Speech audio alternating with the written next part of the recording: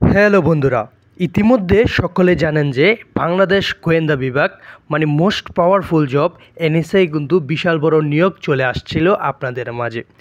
দীর্ঘদিন যাবৎ কিন্তু আপনাদের মাঝে কিন্তু এনএসআই নিয়োগ চলে আসছিল এবং আবেদন করারও কিন্তু বাংলাদেশ সরকার এটা কিন্তু একটি সুযোগ দিয়েছে। তো অনেক ভাই আমাকে প্রশ্ন করছে যে কিভাবে এনএসআই এর পরীক্ষা হয় এবং কোন জায়গায় হয় এবং এনএসআই এর পরীক্ষার কী কী কাগজপত্র নিয়ে যেতে হয় এবং এনএসআই এর পরীক্ষার প্রথম ধাপে কি কি হয় এবং প্রথম ধাপে কি শারীরিক পরীক্ষা হয় না প্রথম ধাপে এমসিকিউ পরীক্ষা হয়, A to Z বিস্তারিত থাকছে আজকের এই ভিডিওটা।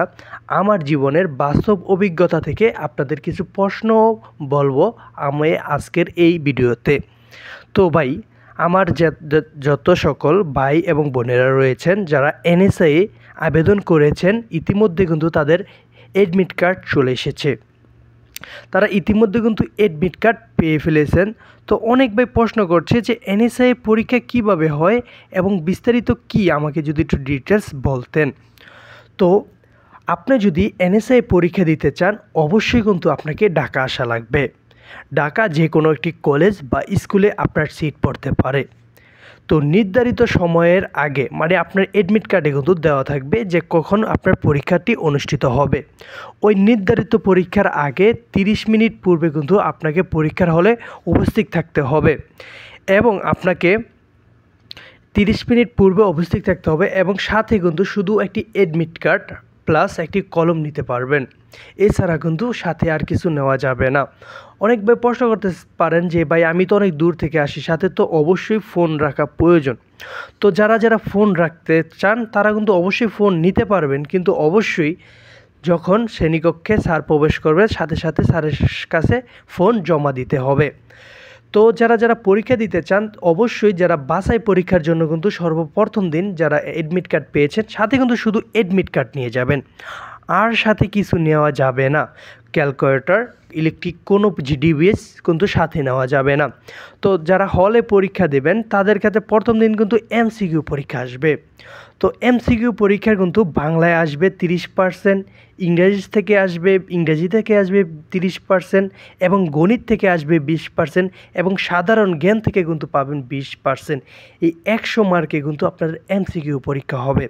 তো যারা এমসিকিউ পরীক্ষা দিবেন একটি যদি পাস করেন মানে একটি এমসিকিউ যদি হয় তা পয়েন্ট আসবে 1.25, মানে আপনি 1.25 আপনি পাস করবেন মানে নাম্বার পাবেন। আর যদি একটি ভুল দাগান তাহলে কিন্তু 25 পয়েন্ট কাটা যাবে। আশা করি বিস্তারিত বুঝতে পেরেছেন। তো 100 মার্কের ভিতরে যে 45 থেকে 50 পাবে তাদের কিন্তু পাস মার্ক দেখানো হবে। তো পরীক্ষার ধরন কেমন হয় ভাই, আপনার অ্যাডমিট কার্ডে আপনার সিরিয়াল নম্বর এবং আপনার বেঞ্চে কিন্তু দেওয়া থাকবে। সেখানে গিয়ে আপনি নির্ধারিত সময়ের আগে বসে পরীক্ষা দিতে হবে এবং পরীক্ষার সময় থাকবে আপনার প্রত্যেকটি এমসিকিউর জন্য সময় থাকবে হচ্ছে 30 সেকেন্ড।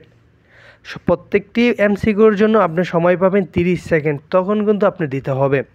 এবং অনেক ভাই প্রশ্ন হচ্ছে এটা শারীরিক পরীক্ষা কখন হয়।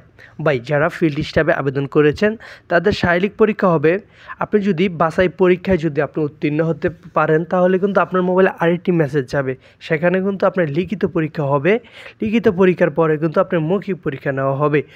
মৌখিক পরীক্ষার আগে কিন্তু আপনাকে যেদিন মৌখিক পরীক্ষা নেওয়া হবে সেই দিনই কিন্তু আপনাকে উচ্চতা এবং শারীরিক পরীক্ষা সকল কিছু যাচাই করে নেওয়া হবে।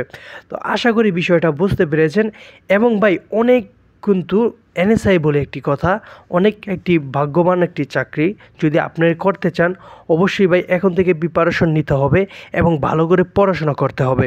ভাই আমি বলবো বিগত বছরে যে কোশ্চেনগুলো আছে আপনি বারবার ট্রাই করুন, ইনশাল্লাহ আপনি চাকরি পেয়ে যাবেন। এবং সকলের জন্য রইল অফুরন্ত ভালোবাসা এবং দোয়া। সকলে আমার জন্য দোয়া করবেন। আসসালামু আলাইকুম। এবং আমার ভিডিওতে যদি বিন্দু পরিমাণ কোনো ভুল হয়ে থাকে অবশ্যই আমাকে ক্ষমার দৃষ্টিতে দেখবেন। আসসালামু আলাইকুম।